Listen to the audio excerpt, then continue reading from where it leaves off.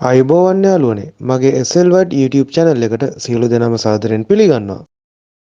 අද මම කියන්න යන්නේ ශ්‍රී ලංකාවේ ප්‍රවේගකාරී පිතිකරුවෙක් වන බානුක රාජපක්ෂ පිළිබඳවයි.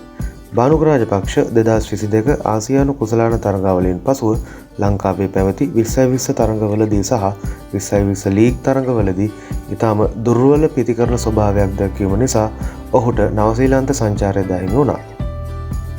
නමුත් බානුක රාජපක්ෂ 2023 IPL තරගාවලියේ පංජාබ් කිංස් කණ්ඩායම සමග එකතු වුණා. ප්‍රසිද්ධ වෙබ් අඩවියක් පවසන අන්දමට ඔහු පංජාබ් කිංස් කණ්ඩායමේ අවසන් 11 දෙනා අතර ස්ථානයක් දිනා ගැනීමට බොහෝ දුරට හැකිවනු ඇත. බොහෝ ශ්‍රී ලාංකික ප්‍රේක්ෂකයන් බලාගෙන සිටින්නේ මෙම IPL තරගාවලියේදී බානුක රාජපක්ෂගේ ප්‍රවේගකාරී පිතිකරන විලාසය නැවතත් දැක ගැනීමටයි. තවත් මෙවැනි තොරතුරු දැන ගැනීම සඳහා SLWAT YouTube channel එක subscribe කරන්න.